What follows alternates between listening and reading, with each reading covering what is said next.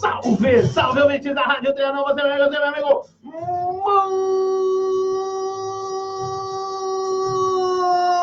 boa tarde! Uma excelente para você, ouvinte do Radar. Vale, está começando. Seu pra favorito nas tardes de São Paulo, Zona Mangueira. Seu companheiro para a Rádio Trianon, São Paulo e toda a Garoalo, também Santos pelos 870 kHz e pela internet no site radiotrianon.com.br. E tem também o telefone da Rádio Trianon aí, né, Juca Felizmino?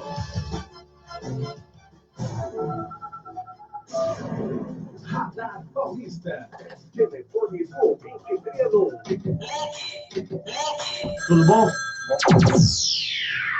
3289-3580 ou 3253-4845. Ligue e participe. Tá ligado? É claro que eu tô! Rádio Trianon. Você pode ir por e-mail, radarpaulista@gmail.com.br, no Facebook, facebook.com.br, facebook.com.br, Paulista. Estamos no Instagram. No Instagram, você digita lá Renato Albuquerque e participa também desta rede social. Estamos ali também na live do Wander Simões. O Wander também está aqui conosco. Aí, o Wander Simões. Boa tarde, ouvintes da Rádio Trianon, especial. Boa tarde para o professor Fernando Augusto Borges Vita Salles, que está nos assistindo todos os dias no Radar Paulista. Legal, bacana, Wander Simões. Daqui a pouquinho comentando também as notícias do dia. Conosco também o Emerson W. Dias, que está aqui também nos estúdios da Rádio Trianon. Olha lá o Emerson W. Dias já trazendo o momento o inédito viável. No estilo Usain Bolt. Aí, ó. 6 e 8 em São Paulo. Está conosco também o Juca Felizmino na mesa de som. Está também o Nildo Neres aqui, também colaborando conosco na parte técnica. Tem também o nosso espectador ali, que está nos acompanhando, amigo do Emerson W. Dias, enfim, galera toda aqui participando do Radar Paulista. E também conosco, viu, Juca, a Anabela Andrade. Aqui, ó. Anabela. Forte abraço. Começa mal. Começou mal. Começou muito mal o Juca Felizmino nessa semana. Está se adaptando, escureceu muito em São Paulo também. Não se atentou ainda para o negócio. 6 e 9 em São Paulo. Vou repetir aqui, Juca Felizmino. Está conosco Anabela Andrade. Aí, um beijaço para Anabela, dizendo aqui, saudades, Renato. Saudade não tem idade, Anabela. Venha nos visitar, tomar um café, conversar. E ela está dizendo aqui, olha só, na rua Cidadã, no dia 24 de agosto, na Barão de Tapetininga, sábado, vacinação contra o sarampo. Bacana. Boa dica, Anabela. Muito obrigado. A Anabela, que tem um trabalho muito bacana no centro de São Paulo, participa de comunidades, de coletivos no centro de São Paulo, está aqui nos informando, dia 24 de agosto, na Barão de Tapetininga, vacinação contra o sarampo. Aliás, notícia fundamental trazida pela nossa ouvinte. Isso é informação, isso é credibilidade, como disse agora há pouco aqui o Wander Simões. 6 e 10 em São Paulo. E também, deixa eu ver aqui, a Sandra Jéssica com a gente, Juca. Aí, agora pegou o ritmo. Agora vai embora. Agora é carro, que nem aquele carro que tá tentando pegar e não pega, né? Agora pegou, agora vai embora. Sandra Jéssica, um beijaço para você. Boa noite para você e muito obrigado pela audiência. E também o Marcos Eduardo, Juca, olha só. Renato, aí, mandando boa noite. Forte abraço para você, ouvintes e toda a equipe Radar Paulista. Forte abraço. Abração para o Marcos e também o Felipe Jazz. Felipe Jazz, que é um grande cantor da noite paulistana, conosco aqui. Boa noite, Renato. Um grande programa. Um forte abraço. Aí, abração para o Felipe Jazz, que já esteve conosco há anos, hein, ô Felipe? Por onde você anda, meu caro? Esteve aqui dando entrevista, lançando CD, enfim, ele que faz grandes shows na noite paulistana. 6 e 11 em São Paulo. Eu só vou falar aqui que o dia virou noite em Sampa, viu, Juca? E já vamos pro momento inédito viável. São Paulo começou a tarde desta segunda-feira com o céu encoberto por nuvens e o dia virou noite. Segundo a CGE, o Centro de Gerenciamento de Emergências, por conta do tempo fechado, úmido também e da entrada do ar de origem polar, a temperatura caiu desde as primeiras horas da madrugada. O tema são 15 horas em São Paulo, acompanhado de fotos com o céu muito escuro para o horário. 3 da tarde, está tudo escuro em São Paulo. É um dos trend topics do Twitter no Brasil. O pessoal tudo tirando foto de São Paulo 3 da tarde com aquela escuridão. De acordo com as estações meteorológicas automáticas do CGE, termômetros apontam 16 graus em Perus, 13 graus em Parelheiros, e a umidade relativa do ar nesses locais é de, respectivamente, 85% a 100%. Nas próximas horas, o tempo seguirá fechado e chuvoso. Com os fortes ventos, a sensação de frio irá aumentar. E as áreas de instabilidade que se deslocam do interior para a capital podem provocar chuvas com moderada intensidade. Bom, então, pessoal, vamos se proteger. Tá chovendo, tá garoando em alguns pontos de São Paulo. Vai complicar ainda mais, vai esfriar ainda mais. Então, vamos sair de casa, ó, agasalhado que nem eu, ó. Aqui, ó, até o pescoço, bem protegendo a garganta, porque afinal de contas a gente trabalha, esse é o nosso instrumento de trabalho. Então, né, vamos nos proteger do frio, viu, Juca? O Juca também lá, o terninho dele todo bem acabado e tal, né? Outra história, mas tá lá trabalhando também incansavelmente, Juca, felizmente. Ganha bem pra isso. 6h13 em São Paulo, e também o Ed Matos, lá de Salvador, na Bahia, falando, já estou por aqui, volto já. Estou preparando uma homenagem para os meus amigos atores pelo dia 19 de agosto. Olha que bacana, hein, Ed? Bacana, parabéns. Parabéns a todos aí em Salvador e para os seus amigos atores que comemoram hoje essa felicidade, né, de trabalhar como ator, trabalhar na TV, no teatro, enfim, nos mais variados meios de comunicação. 6h13 em São Paulo, Juca. Então vamos trazer aqui o Emerson W. Dias. Rádio Trianon. Trianon, um marco da Avenida Paulista. Rádio Trianon AM 740. 24 horas no ar.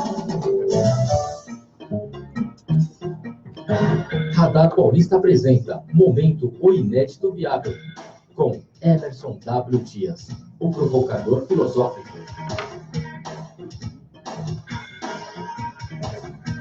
Estamos aqui com o Emerson W. Dias, trazendo mais uma vez o quadro Momento O Inédito Viável. Muito boa noite, obrigado pela presença aqui, Emerson. Boa noite, Renato, boa noite a todos os ouvintes. E o que que ventos o trazem nesta segunda-feira aqui no Radar Paulista? Bons ventos. Bons ventos. E já que estamos falando de vento, né? Eu vou falar hoje sobre o canto da sereia. Eita! Lembra do canto da sereia? Claro. Sabe que eu estava vendo aí um relatório da Comissão de Valores Imobiliários, né? Que é a entidade, a autarquia federal que cuida do mercado de capitais e tenta proteger os minoritários, né? Os minoritários são aquele grupo de acionistas que não tem o controle das companhias, né? Portanto, minoritários, e ficam ali um pouco, às vezes, indefesos em relação às decisões que os grandes controladores têm, né? Uhum. E a CVM tem um estudo e está dizendo o seguinte, rapaz, que aumentou significativamente o número de fraudes financeiras, golpes financeiros que as pessoas vêm sofrendo, né? E é interessante que você pensar no mundo de internet, redes sociais, informação circulando, como é que as pessoas ainda caem, né, no famoso canto da sereia, né? São ludibriados e tal.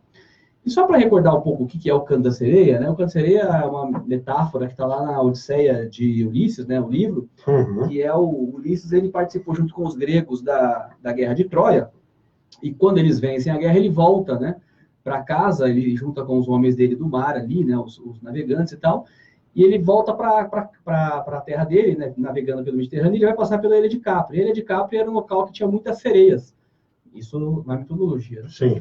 E o problema é que a sereia, quando ela canta, ela engana o homem, né? E o homem acaba se lançando ao mar e acaba morrendo, né? Mas, na verdade, o canto da sereia era só um barulho, que o vento batia na pedra e o pessoal falava... Inventou a lenda que era o canto da sereia. Exatamente. E o Ulisses, o que ele faz para tentar passar por isso, né? Ele coloca cera no ouvido do pessoal dos barcos, né? E eles pedem para amarrar ele no mastro do barco, porque ele sabia que o canto da sereia era muito forte, então ele tenderia a querer pular. E ele vai passando perto da sereia, as sereias começam a cantar, só que os que estão comandando os barcos ali, os navegantes ali, eles estão com o ouvido tapado, inclusive nem escutam o próprio Ulisses pedindo para ser solto das correntes, né? Porque não, me solta que eu quero pular e tal, mas o cara tava, ninguém ouvia nada, e com isso ele acaba conseguindo vencer o canto da sereia, né? E aí ele chega em casa são e salvo. E engraçado, né? Porque essa coisa do canto da sereia, ela tem muito a ver, né, com o charlatão. E tem um cientista chamado Porter que ele estudou a linguagem do charlatão. E o charlatão é uma pessoa geralmente que fala muito bem, né, tem uma certa eloquência, né? Ele coloca aqui alguns elementos que eu acho que vale a pena a gente pensar e ver se não tem a ver com essa história dos golpes financeiros terem aumentado, né? Sim. Olha o que ele coloca: pirotecnia verbal. Você falar de investimentos é uma coisa muito complicada, né? As pessoas não sabem o que é um aporte, né? O que é uma renda vitalícia. Os termos são todos muito difíceis. Qual a diferença de um CDB para um bônus conversível em ação? Quer dizer, é uma coisa que uma linguagem realmente... Então, o cara fala ali de uma forma muito eloquente, né, com termos, etc., ele acaba dando aquela... O que a gente começou a falar semana passada sobre o conforto cognitivo, né? Aquilo que eu não sei, mas alguém parece que sabe de forma tão eloquente, me encanta a ponto de dizer, pô, esse cara é bom. Né? Então, pirotecnia verbal, bajulação do ouvinte, e a bajulação do ouvinte tem a ver com o que o Freud dizia, né? O Freud dizia o seguinte: a gente pode criticar e se defender em relação a uma argumentação contra, uma crítica. Mas em relação ao elogio, a gente fica um pouco indefeso, né? O elogio dá uma certa mexida com a gente, assim, a gente fica... meio que a gente é tudo perdido aquilo, também, né? A gente é aquilo tudo mesmo, né? E o charlatão sabe disso. Então, ele sabe o momento certo e a forma correta de elogiar o seu ouvinte, né? Segurança no que fala, e aí tem a ver com a confiança excessiva, que a gente também falou semana passada, né? De mostrar que, mesmo na dúvida, o cara põe uma voz ali e fala, e as pessoas, nossa, caramba, como ele é bom e tal. Ele não tem dúvida sobre nada, né? Na verdade, ele só tá fingindo, né? Usam alusões religiosas e superstições. Olha, que coincidência isso, você pensou nisso hoje, agora, caramba, é a sua última chance, né? Vai acabar amanhã. Não, foi Deus que mandou, olha só que coisa divina que está acontecendo na sua vida, né? Tudo isso. Usam termos pseudocientíficos, né? E usam a mística de lugares distantes. Olha, lá no povoado, assim, o pessoal fazia aquilo, etc. e tal. E mais ainda, né? E lá todo mundo ficou rico, facilitou a vida de todo mundo está feliz hoje. Exatamente. E ainda dão um toque de classe social, né? Dizendo o seguinte, que pessoas conhecidas e poderosas já fizeram isso, etc. E quando você vê alguns golpes, Renato, lembra daquele Fazendas Reunidas Boi Gordo? Sim. Enganou um monte de gente? Nossa. Quem que era o garoto propaganda daquilo, né? Era um ator muito famoso, que eu não vou dizer o nome, porque eu não quero comprometer a pessoa, né? Mas era um ator muito famoso que naquele momento fazia o personagem de uma novela, que era um fazendeiro. Né? Às vezes, né, você está falando do ator. O ator, às vezes, é apenas para manobrar ali mas ele não é o responsável. Ele foi contratado para fazer o negócio. Claro que é bom o cara se certificar para quem ele está trabalhando também, né? Exato. Mas às vezes até ele mesmo é enganado. Também é enganado, exatamente. Porque o cara mostra ali que tem relacionamento com fulano, ciclano, beltrano, e comprou tal coisa, e fulano ficou rico, e o cara também fica seduzido por aquilo. Sim. Mas isso vai referenciar na cabeça da pessoa que, nossa, se até o fulano tá nisso, mas peraí. Dá uma referência absurda. Mas esses dias credibilidade. Esses dias estava lá o show da Simone, do Balão Mágico, no lançamento de um negócio que parecia uma pirâmide financeira. Aí você pergunta, o que a Simone entende de mercado financeiro? Mas o fato de ser a Simone dá na cabeça das pessoas a ideia de que, nossa, o negócio... Ela não vai se envolver num negócio furado, numa barca furada, como se diz, né? Exatamente. Então, o charlatão tem isso, né? De você usar desses artifícios para ludibriar as pessoas, e aí tem um componente, mas tudo isso é fácil de detectar, não é?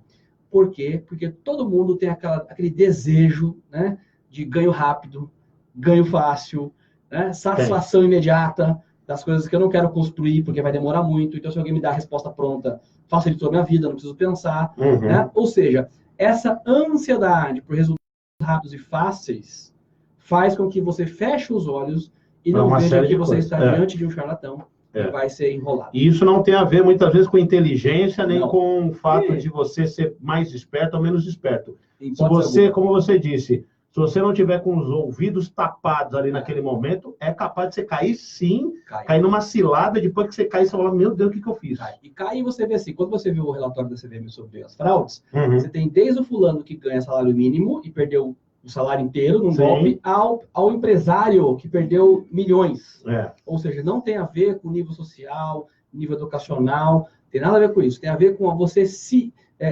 deliciar com o canto da sereia e achar que aquilo de fato bateu a sorte na sua vida, agora é a sua hora, seu momento, e você olha para os lados e vê referências que não existem, mas na sua cabeça elas existem, e aí você acaba caindo no canto da sereia. Tá muito ligado também a uma crença aí, a utilização de objetos religiosos, às vezes, também. de uma crença que o cara que é bom articulador aí, como você disse, ele vai meio que tentando descobrir qual é o caminho das pedras. Sim. Aí vamos supor, o cara é de uma religião, ou é de um Exato. time de futebol, ou é de não sei o quê. Ele vai por esse caminho, né? E o cara, Exatamente. pô, é isso que eu queria na minha vida, Exatamente. não sei o quê, né? Exatamente. Então precisa realmente tomar muito cuidado. O Porter fala isso, né? Os impostores descobrem cedo na vida o poder da palavra. Eles sabem como fabricar ilusões e torná-las convincentes. É isso aí. E qual que é a frase do dia, Emerson? Olha, eu vou fazer uma contextualização que diz o seguinte, ó. Não é bem a frase, mas ela serve para a gente fechar com a frase, né? Uhum. Que ele diz o seguinte, ó, Porter. É muito difícil você resistir a alguém que diga, confie em mim, eu tomarei conta de todas as suas necessidades. Uhum. É sedutor isso, você ouvir de alguém, certo? Boa. Só que aí a nossa Aliás, frase... às vezes você está querendo mesmo fazer isso. Toma conta aí que eu estou sem tempo, né? Exatamente. E aí é que entra, né? Exatamente. E aí a nossa frase é um ditado chinês que diz o seguinte, o olho não consegue ver seus próprios cílios. Olha só. Interessante e tem tudo a ver, realmente. Muito bom, Emerson. Então, deixa seus contatos aqui para os nossos ouvintes internautas. O site é www.oineditoviável.com.br. Nas redes sociais, é só procurar O Inédito Viável no Facebook, Instagram e no YouTube. O canal O Inédito Viável, você tem acesso a todo o conteúdo que a gente fala aqui agora, às segundas-feiras, no Radar Paulista. É isso aí, então. Te aguardo aqui segunda-feira, né? Segunda-feira que vem. Novamente, talvez com o céu mais claro em São Paulo, porque hoje escureceu tudo muito cedo. Tá bom, Emerson? É isso aí. Valeu. Ótima semana para você. A grande Juca Felizmito, eu não podia deixar de colocar a nossa trilha sonora. Clara Nunes, é isso? Bons ventos, né? A sereia. Olha lá. Porque a sereia é um negócio bonito, né? Chama atenção e tal. Sedutor. Inclusive, tem aqui o Marcos dizendo o seguinte, Renato, quando o Emerson falou sobre tem todas as respostas na ponta da língua, lembrei de um governador que quer ser presidente em 2020. Olha, rapaz. Aí, precisa ver, né, Marcos? E fala com eloquência. Precisa ver se ele ganha essa parada aí, né? Isso aí. E tem também uma outra aqui que o César comentou, temos que entender que nada vem fácil, tudo tem custo. Eu costumo dizer que a vida é como um cartão de crédito. Um dia a fatura vem. É isso aí. Tem que ter esse cuidado mesmo. Tá certo, Emerson. Boa semana. Até lá, Renato. Valeu. Muito bom. E aí, Wander Simões agora ocupa o espaço aqui para comentarmos os assuntos do dia também. O Emerson W. Dias aí ensejou várias frases do dia, né? Eu queria colocar mais uma. Por favor. Vou me atrever aí a fechar o pensamento do provocador filosófico, uma frase do Santo Agostinho. Prefiro os que me criticam porque me corrigem, aos que me elogiam porque me corrompem. Tem isso também. Também colabora para a corrupção. Aí, muito bom. Santo Agostinho, 6h25. Esse programa está ficando muito culto, né? A cultura aqui... Valeu. Nossa Senhora, é uma cultura... super e hiper exacerbada, né, pessoal? Muito bom. 6h25 em São Paulo, ô Juca, então aqui conosco também o César Carlos, mandando boa noite, Renato. Um forte abraço. Aí, abração também para o César Carlos, que ontem acompanhou as categorias de base do São Paulo Futebol Clube, está trazendo aqui as informações. Olha, as categorias sub-11 e 13 e sub-13, né, de São Paulo, jogaram as duas categorias, ganharam do Audax, o sub-11 ganhou 2-0 e o sub-13 ganhou de 1-0. Bacana, parabéns, porque a gente sabe que tem a mão também do César Carlos aí, que faz um trabalho excelente lá no São Paulo, que também teve show ontem no Morumbi, hein, César? Show com a estreia, né, do grande Dani Alves ontem, estreando pelo tricolor do Morumbi, hein, Juca Felizmito? Você gostou, né? Você não gostou de ser flamenguista. 6. Ele falou que não dá para ninguém. 6h26 São Paulo. Silvana Melo com a gente também aqui, Juca. Aí um beijaço também para Silvana, mandando boa noite, Renato. Ótima noite, obrigado, Silvana. É isso aí, muito bom. Então vamos atualizar as informações aqui, olha só. Em São Paulo, o número de mortes de ciclistas sobe quase 80% em São Paulo até julho. Foram 25 mortes no primeiro semestre de 2019, segundo o governo. E é o que a gente sempre fala aqui, né, Wander? Essa questão dos ciclistas, né? Por exemplo, há aí muitos corredores, muitas pistas, né, para ciclistas, ciclovias e tal, mas falta infraestrutura, falta conscientização também dos demais motoristas, porque acaba aí, acontecendo acidentes e mais acidentes, aumentando esse número em São Paulo. De novo, o problema do Brasil continua sendo educação, inclusive no trânsito. Educação fundamental, inclusive para as pessoas se conscientizarem e também fazerem o seu papel, os motoristas, né, de veículos automotores, se preocuparem também com os ciclistas. 6h27 em São Paulo. E o Ed diz o seguinte: uma justa homenagem feita aos meus inúmeros amigos atores das várias TVs brasileiras. Olha, bacana, hein, Ed? Parabéns aí. Ele que está lá na Bahia fazendo essa homenagem aos atores lá em Salvador, o Ed Matos. Bom, 6h27, mudar de assunto. Cartão bom e bilhete único são vendidos ilegalmente em São Paulo. O cartão bom, que é usado no transporte intermunicipal na Grande São Paulo, está sendo vendido ilegalmente por fraudadores a passageiros. No terminal da EMTU da Estação Armênia, na Zona Norte, a passagem é vendida por R$ 5,00 na porta dos ônibus, abaixo da tarifa normal, que varia entre R$ 6 e R$ 7,00. Quem compra tem que passar pela catraca do ônibus e depois devolver o cartão para o fraudador pela janela. Entenderam, né? O cara compra do fraudador, paga R$ 5,00, passa pelo ônibus intermunicipal na catraca. A hora que ele passou pela catraca, abre a janelinha e entrega o cartão para o fraudador. A Autopass, empresa que gerencia o cartão bom, não informou a quantidade de fraudes, mas disse que está testando novas soluções de segurança e que em breve vai implantar o sistema nos ônibus. A fraude também é oferecida aos usuários do bilhete único. Postagens nas redes sociais comercializam a recarga do bilhete pela metade do preço. Segundo a SP Trans, que administra o bilhete único, 850 mil cartões foram bloqueados no primeiro semestre, 54% a mais do que no mesmo período do ano passado.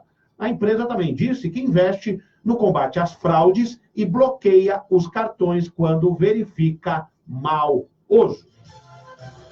Wander Simões, você tem usado transporte público, ônibus, você tem percebido alguma mudança, alguma diferença no oferecimento desses cartões? Uso sim, inclusive na qualidade hoje de estudante, eu uso o bilhete único do estudante. E noto que já as consequências da habilidade que o brasileiro tem em fraudar qualquer sistema, qualquer benefício. Por vezes eu uso o metrô. E esquecido como eu sou, eu saio do meu escritório, depois que eu atravesso o bloqueio do metrô, eu descubro que eu esqueci alguma coisa. Eu volto para buscar. Quando eu volto no bloqueio do metrô para passar o bilhete de novo, ele está bloqueado por conta das fraudes. Quer dizer, eu tenho que esperar meia hora ou pagar uma passagem inteira por conta dos espertinhos que insistem em burlar, em fraudar os sistemas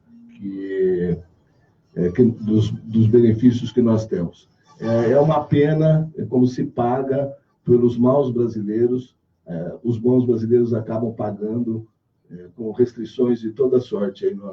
Inclusive, acaba sendo necessário impor restrições de bilhete único como uma das medidas de combater a fraude. Sem dúvida. E é importante também, né, já que a gente está falando nisso, a questão, hoje existem vários controles tecnológicos que a prefeitura, que as empresas poderiam utilizar, né, para evitar esse tipo de fraude e não usam, né? Não são oferecidos muitas vezes sistemas de segurança, como está dizendo aqui o Wander, que acaba ficando com o cartão inutilizado. Acaba penalizando também quem não tem nada a ver com isso. Exatamente. Então, fica essa observação também para que a prefeitura, as empresas que administram esse sistema tenham soluções mais inteligentes. E olha que o que tem de opção hoje para se trabalhar com tecnologia não é brincadeira, né? Tem coisa que não acaba mais. E mesmo assim ainda caem nesse conto do Vigar. Só queria lembrar também aos espertinhos que compram, que fazem uso desse expediente para levar vantagem,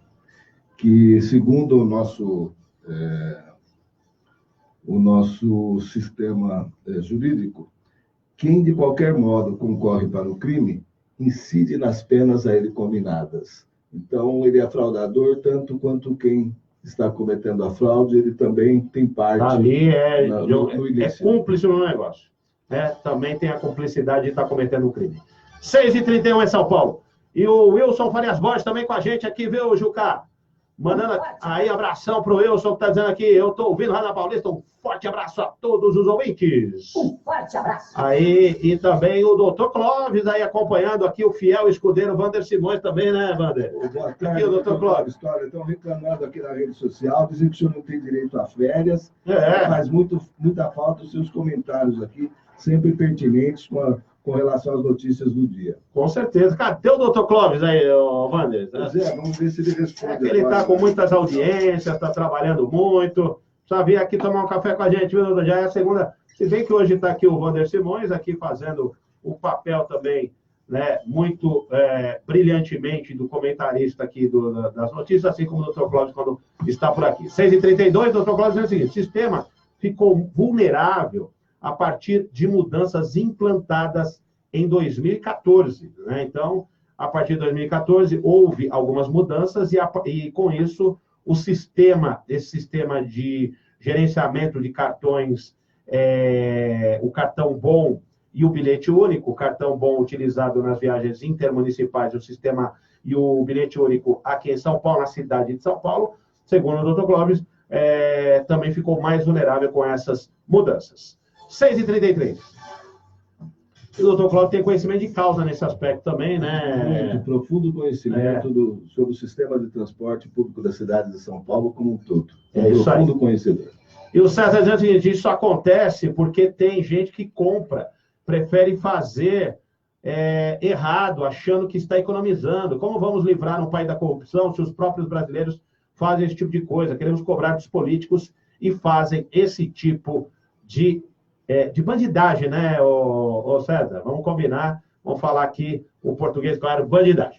Agora, o Wander, inclusive o doutor Cláudio está pedindo, eu acho que ele vai entrar, você consegue falar ali com o Juca, para a gente colocar também o doutor Cláudio na linha para ele... A respeito do transporte para falar. Isso aí, para ele comentar também esse respeito, já, participação do doutor Clóvis Alves de Souza, que participa conosco também aqui no Rádio Paulista, 6h34, nós vamos fazer uma conexão direta lá do escritório, das audiências, vamos ver onde o doutor Clóvis anda. 6h34. Notícia de São Paulo: egípcio acusado de terrorismo pelo FBI depõe no Ministério Público Federal em São Paulo, investigado por suspeita de ligação com a Al-Qaeda. Mohamed Ahmed Ibrahim nega qualquer envolvimento com o grupo terrorista. Mas olha para onde está vindo o terrorismo, temos que ficar... tem tanto lugar para ir, vieram para São Paulo. Terrorista... uma coisa... O que está atraindo o terrorista agora para o Brasil também? Esse egípcio acusado, por enquanto, né? Não há ainda, vamos dizer, a prova contundente da participação dele no grupo terrorista, mas está sendo acusado pelo FBI, que é a Polícia Federal Norte-Americana. 6h35 em São Paulo. E um estudante é morto com um tiro na cabeça em assalto à República de Estudantes no Butantã, em São Paulo. Um jovem de 23 anos, veja só, foi morto com um tiro na cabeça durante assalto a uma República de Estudantes no Butantã, na Zona Oeste de São Paulo, por volta das 4h30 da manhã desta segunda. 2 homens e uma mulher foram presos por PMs, por suspeita de participação no latrocínio. Mais pessoas que estavam no imóvel ficaram feridas durante o assalto, segundo informações da Polícia Civil e da Polícia Militar. Segundo a PM, a vítima fatal, o estudante Daniel Bezerra, estava dormindo quando a República onde mora foi invadida por 2 homens e uma mulher. Os bandidos entraram na residência com o estudante, que havia sido vítima de um sequestro relâmpago momentos antes. Daniel e os outros estudantes acordaram com o barulho. Ainda segundo a PM, Daniel pegou uma faca de cozinha e foi para cima dos criminosos, quando foi baleado e morto. Mas é por isso que a gente fala. Olha, aqui nós estamos cansados de falar, Juca Felimeno sabe o que a gente não reaja nesses casos. Porque A gente não sabe o poder de fogo que esses caras têm. E não sabemos também até que ponto até que ponto eles estão ali, muitas vezes, dopados, drogados, enfim, bêbados, com entorpecentes, que não estão nem aí, e também com a maldade. A gente não sabe até que ponto vai a maldade do ser humano nessas ocasiões. Então, precisa tomar muito cuidado, não reage. Aí, ó, o estudante lá estava dormindo, foi acordado pela invasão na República, acabou reagindo e foi, então, morto. Mais um brilhante trabalho aqui da Polícia Civil e da Polícia Militar, que fizeram a prisão dos criminosos. 6h37 em São Paulo, o doutor Clóvis está na linha. Já está no retorno. Doutor Clóvis, muito boa noite. Boa noite, Renato. Boa noite, ouvintes. Ao meu fiel escudeiro está aí competentemente nos representando. Bom, doutor Clóvis, as pessoas têm aqui, inclusive, feito várias solicitações. Cadê o doutor Clóvis? Semana passada nós sabemos aí da sua... Realmente, o senhor é uma pessoa muito ocupada e hoje também aí com audiências e tudo mais. Porém, nós gostaríamos também de saber a sua opinião a respeito de alguns assuntos aqui e também com relação a esse tema que o senhor comentou agora aqui no Facebook, sobre os cartões, os cartões, os bilhetes únicos que são vendidos ilegalmente em São Paulo. Renato e ouvintes, eu acompanhei a implantação do bilhete único em São Paulo. Lá na ocasião fiz várias sugestões, apontei vários erros do projeto que poderia, no futuro, trazer prejuízo, e, infelizmente, todos esses apontamentos vieram se confirmar. Muitas coisas foram corrigidas ao longo do tempo, mas a prefeitura, por uma questão política, de não querer ela assumir o ônus político de resolver o problema, continua com essa fraude que já consumiu da cidade de São Paulo muito mais de R$1 bilhão. Isso é dinheiro que é tirado do contribuinte. E, conforme eu sempre afirmo, o governo não existe. Existe uma figura jurídica, que é uma pessoa eleita pelo povo para administrar o nosso dinheiro. Então, quando diz que o governo vai colocar não sei quantos milhões para cobrir o rombo, o governo, coisa nenhuma. Nós, o povo, estamos colocando dinheiro lá forçadamente, inclusive sem sermos consultados.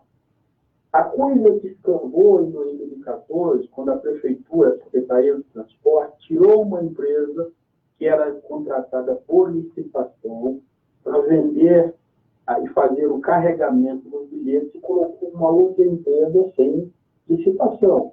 Aí a coisa tomou um rumo esquisito, onde o dinheiro do transporte começou a sumir de forma desavergonhada. E não acredito eu, aqui, modesta parte, que essa fraude toda esteja somente lá naqueles vendedores que bilhetes de rua. Uhum.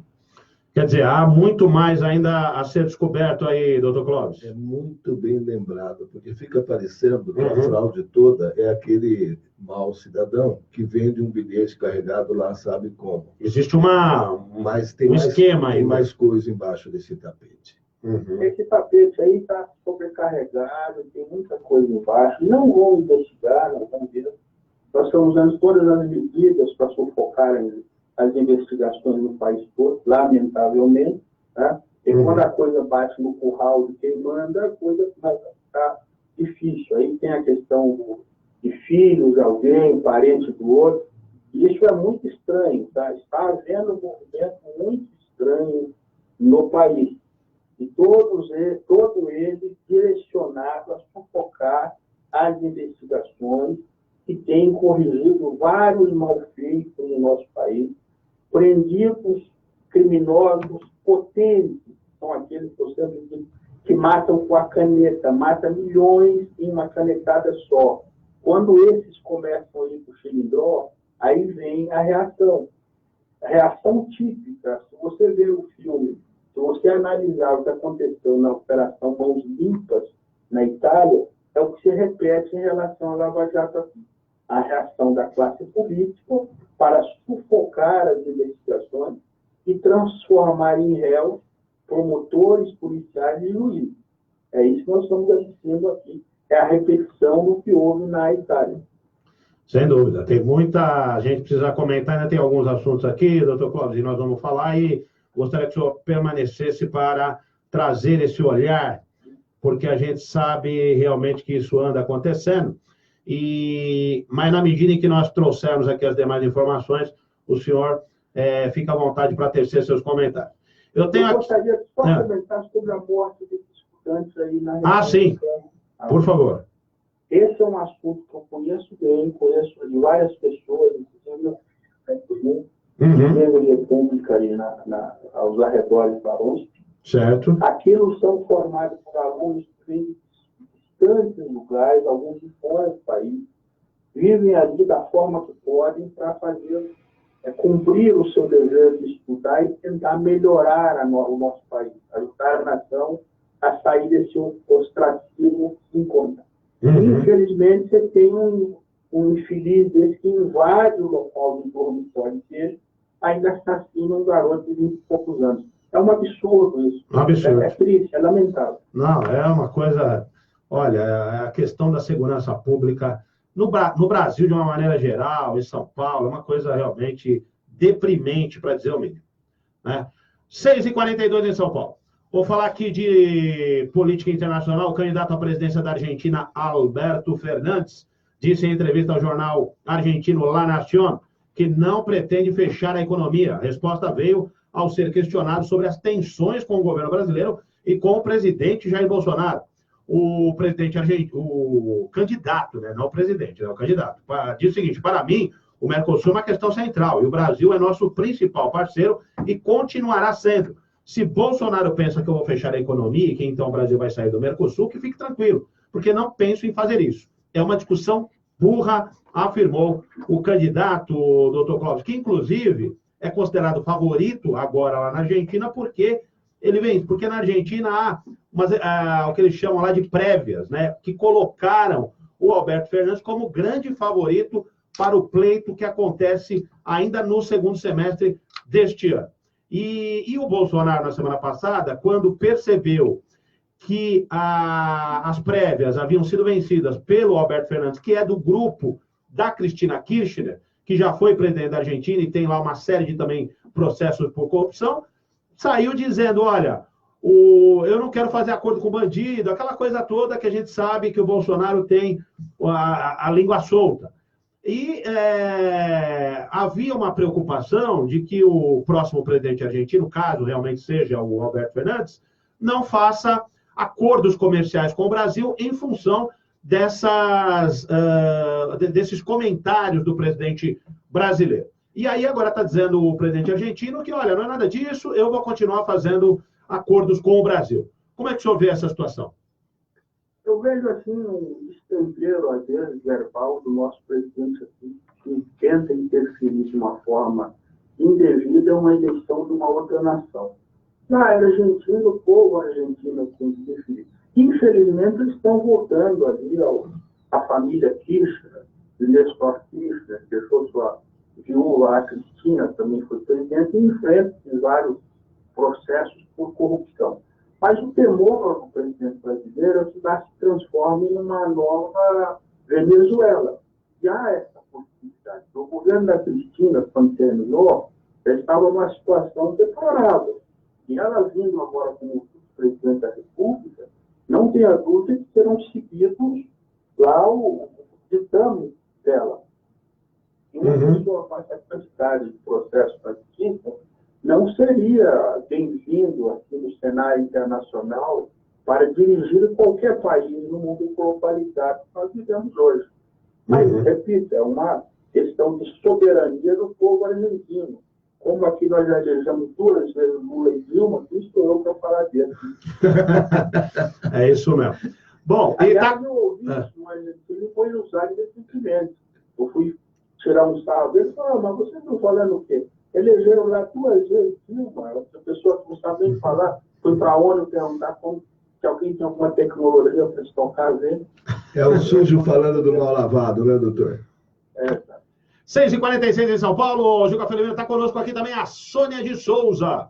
mandando boa noite, Renato. Beijaço aqui para Sônia. E também o César Carlos diz o seguinte, a melhor forma de acabar com isso, com as fraudes do bilhete único e o bilhete bom, é a biometria e colocação de fotos das pessoas proprietárias do cartão. Aí uma dica aqui também, né? É um recurso tecnológico muito eficaz no combate às fraudes. Sem dúvida, aí, ó. Comentário do Wander. 6h46 em São Paulo. Bom, falando ainda no presidente Bolsonaro, olha só. O relator da proposta de emenda à Constituição, a PEC, que reduz a maioridade penal, deve manter o texto aprovado em 2015 pela Câmara dos Deputados. Essa coisa da redução da maioridade penal é uma das bandeiras do presidente Jair Bolsonaro. De acordo com a proposta, adolescentes entre 16 e 18 anos responderão por crimes de homicídio doloso, que é aquele com intenção de matar, lesão corporal seguida de morte, pelos delitos considerados hediondos, como estupro e latrocínio. O senador Marcelo Castro está finalizando o parecer da PEC 115/2015, que aguarda votação na Comissão de Constituição e Justiça. Doutor Clóvis, é um tema sempre muito polêmico. Espinhoso. Espinhoso, essa questão da maioridade penal. Como que o senhor vê essa questão? Eu acho que está correto, senador. Eu defendo, inclusive, que ela passe há 14 anos. Nós não temos mais hoje como tinham em 1940, que era aquele menino inocente. Hoje, o menino de 14 anos sabe quanto tempo faz a vida, tá certo? E, infelizmente, também são influenciados por uma situação do país. Eu narro até isso aqui nesse último livro meu aí, Brasil Despedaçado. Nós vivemos um país que deveria cuidar dos seus jovens e não faz. E o crime organizado se aproveita disso. Mas não são eles, em sua totalidade, inocentes. Eles sabem muito bem que uma proteção legal, aos 17 anos, 9 meses e 29 dias, matam à vontade, não vai acontecer nada. Tem consciência do que está fazendo. Então, um projeto voltando à maioridade penal para 16 anos, estabelecendo 16 anos, é muito bem-vindo, sim. Tem muitos setores da sociedade que vão fazer uma chiadeira dantesca, mas tem razão. A sociedade precisa ter uma reação. Nós não podemos assistir o número de mortes todos os dias, país afora, provocado por um pessoal, na sua grande maioria, dessa faixa etária. Nós temos que corrigir isso sim. Mas o crime vai recrutar pessoas cada vez mais jovens. Aí a sociedade tem que exigir das autoridades constituídas uma ação para amparar esses jovens, não só na escola, mas dando-lhes um trabalho decente, seja lá como aprendiz ou o que for. Hoje nós temos essa questão de proibição de trabalho de menor. Eu comecei a trabalhar aos 8 anos, não fez nenhum mal. Não estou pregando aqui o trabalho infantil, mas que o trabalho enobrece qualquer pessoa e você precisa ensinar ao jovem ter respeito ao dinheiro, ao trabalho e às pessoas, sobretudo aos mais velhos. Eu sempre repito isso. Eu me orgulho de ser um moleque que na infância passei muitas dificuldades, inclusive fome às vezes, mas eu nunca respondi à minha mãe. Nunca dei à minha mãe uma má resposta. Isso, ela está aqui ainda hoje com lápis de memória, está com Alzheimer, mas quando ela estava no seu momento presente, qualquer um poderia perguntar. O Clóvis respondeu a senhora um dia? Nunca. Era sempre sim, senhora. Barriga cheia, barriga vazia, a resposta era sim, senhora. É isso aí, mesmo porque pai e mãe é um negócio que é sagrado. A gente precisa tomar muito cuidado, precisa respeitar sempre, né? Pai e mãe. Outra coisa que acontecia naquela época. Eu apoiei muito a minha professora de primária, tinha ordem para bater. E um dia ainda fugi, depois de tomar um couro daquele rigoroso, com uma vara de martelo, fui correndo para casa. Tomei outro de rápido, um chicote bater cavalo até a escola, aí não tem jeito. Tem que finalizar com a pianinha aqui que tem que conviver. É isso aí, tá certo, doutor Clóvis. Olha só, o Marcos Eduardo comentando aqui. Renato, não conheço os canais publicitários da Argentina. Espero que não divulguem 2 pontos para mais ou para menos, como é feito aqui no Brasil. Estavam dando derrota do Bolsonaro no primeiro turno. Mas é que não é pesquisa, viu, Marcos? É uma outra coisa. São prévias eleitorais mesmo. São pessoas que lideranças partidárias, pessoas lá ligadas aos partidos que representam, têm uma representatividade, não são pesquisas, essas prévias realizadas na Argentina, tá? É uma eleição. É uma eleição, exatamente. Caiu a ligação, vamos refazer aí, por favor? O Juca que está aí nos auxiliando na produção hoje aqui do programa. Enfim, mas não é pesquisa não, viu, Marcos Eduardo? É uma coisa muito mais, vamos dizer, embasada, né? Que vai dar realmente suporte para a vitória aí pelo menos é o que tudo indica. Há uma possibilidade de mudança? Há, mas ele vai precisar mudar posturas políticas, vamos dizer assim, ações políticas que redundem numa mudança de quadro. É uma coisa que um time que está perdendo mesmo lá em campo está jogando, não é uma estimativa de derrota. O cara já foi derrotado. O atual, Maurício Macri, ele foi derrotado nas prévias. E agora ele precisa alterar o placar, precisa mudar o placar, que é como se ele entrasse em campo já agora com uma derrota. Sei lá, 2-0, 3-0, perdendo o jogo. Então ele precisa agora mostrar serviço. 6h52, ô Juca. O César diz o seguinte: gostaria de perguntar ao doutor Cláudio por que não volta a possibilidade de jovens de 14 anos poderem trabalhar, pois eu fui registrado aos 14, embora eu comecei a trabalhar aos 9 aqui em São Paulo. Isso me fez o homem que eu sou hoje. Né, doutor Clóvis? O César começou trabalhando aos 14. Por que não pode? O trabalho não presta. Aos 8 anos eu fiquei carro num garimpo, num carrinho, irmão. Evoluí para ser vender laranjas, irmão. Aos 9 eu fazia tijolo de barro, matava com pé, enchia fogo, geral. Isso não mata ninguém. Muito ao contrário, ensina você o valor do dinheiro, sabe? Para ganhar um centavo tem que trabalhar duro. Bem que hoje no país tem muita gente, né? Que faz nada, vira milionário, o aí dos empresários, com a ajuda do pai e com o nosso dinheiro.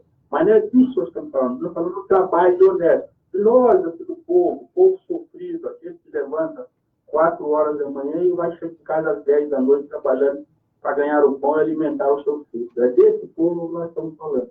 É isso mesmo. As pessoas, é isso que enobrece, né, o caráter, inclusive, das pessoas. O Marcos Eduardo, Renato, pior ainda, partidário, dando maioria de voto, mas é assim que a política é feita, né, Marcos? A política não é feita dessa maneira? Por exemplo, o Bolsonaro, ele está lá administrando o país, certo? Ele precisa contar não só com gente do PSL, ele precisa contar com gente do MDB, tanto é que o presidente da Câmara é do MDB. Ele precisa fazer a política. Se ele não fizer... do DEM, desculpe. Do DEM. Mas tem MDB, tem DEM, tem Patriota, tem Solidariedade. Um monte. Quer dizer, exatamente. Quer dizer, na medida que... porque assim, se você for um bom presidente também politicamente falando, você vai angariar mais apoio.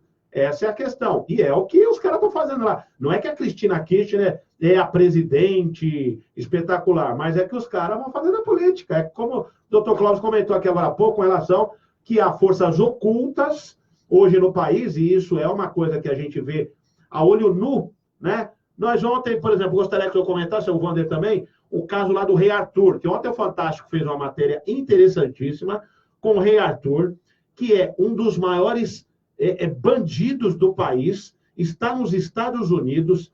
A Lava Jato está no encalço desse homem, que pagou pelo governador Sérgio Cabral para um dos votantes, para que um dos países votantes para a Olimpíada de 2016 no Rio de Janeiro, pagou lá cerca de 2 milhões de reais por um voto, e esse cara foi arregimentando outros votos, e, consequentemente, ele foi pagando lá o tal do Rei Arthur. Só que ele tinha, como fatura do governo do estado do Rio de Janeiro, 3 bilhões de reais. O que ele fez? Quando ele foi pego pela Lava Jato, quando ele percebeu que ia ser pego, ele foi para os Estados Unidos.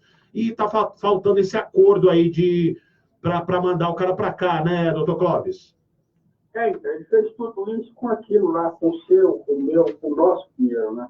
Quando você fala que é o dinheiro do governo do Rio de Janeiro, não, é o dinheiro de todos os brasileiros. Que o governo do Rio de Janeiro está quebrado há alguns anos e é socorrido pela União. A União é o nosso dinheiro, pega dinheiro de todos nós. Voltamos àquela história, é sempre no meu, no seu, no nosso.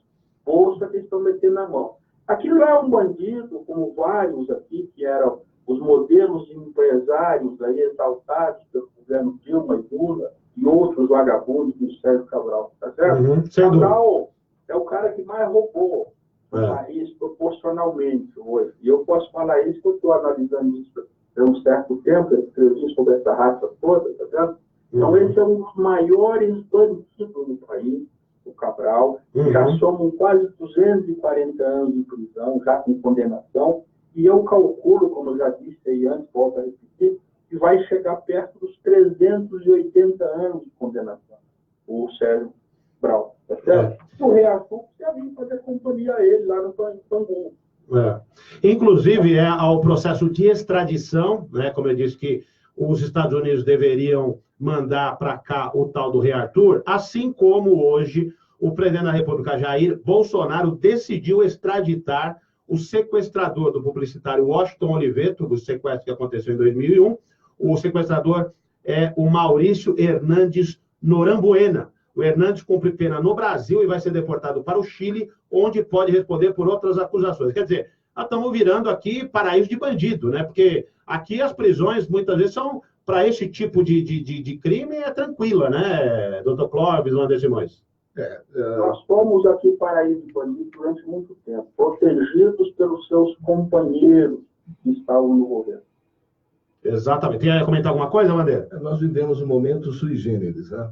É um momento em que, sobretudo, os órgãos de classe relacionados ao direito, ao meio acadêmico, bate muito na tecla de que o combate à corrupção não pode virar discurso contra os direitos fundamentais.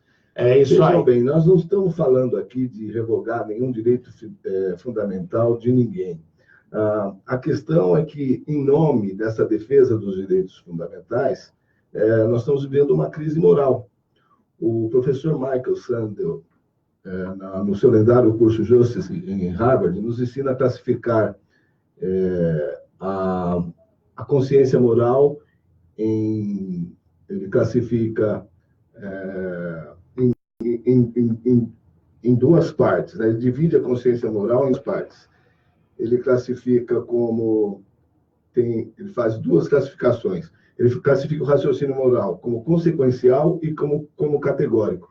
Nós inventamos uma terceira classificação, que é o raciocínio moral convencional, aquele da conveniência. No momento em que é para defender um bandido, eu invoco os direitos fundamentais.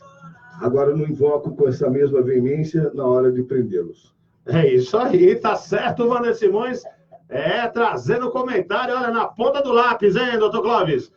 Então, essa é a visão da quantidade que dominou o país durante quase 20 anos. Sem dúvida nenhuma. Os bandidos puros, não fogo, nada. Ou bala, né? Porque o bandido está autorizado a matar, não só preso. A gente não, né? É isso aí, doutor. Muito obrigado. Até semana que vem. Forte abraço a todos. Abraço, Wander. Muito obrigado. Já acabou? Já acabou rapidinho. E nós estamos ao vivo aqui, ó. Estamos ao vivo na televisão, ó. Ao vivaço ali, ó. TV ao vivo. Tchau, Juca Firmino, Vitória. Tivemos aí no campeonato, tem um minutinho para falar rapidinho aqui, ô Juca. Nós tivemos aí no Brasileirão, Corinthians 2, Botafogo 0, Grêmio 1, Palmeiras 1, São Paulo 1, com a estreia do Dani Alves ontem, no domingo, contra o Ceará, e a estreia do Rogério Ceni pelo Cruzeiro contra o Santos, vitória do Cruzeiro 2-0. Vambora! A Radar Paulista, realização Jornal Radar, na técnica o Neildo, na edição Juca, coordenação Sérgio Souza, direção Miro Modesto, produção Renato Buquerque. Fica agora com a do Brasil, depois Paixão Lusa com Quintal e até amanhã, se Deus quiser. Valeu, pessoal, grande abraço! Valeu! Os recursos ficarão disponíveis para todos os cotistas, sem limite de idade. Mas ele tá certo, ó. Todos os detalhes de quem tem direito e o calendário de saques. E você também vai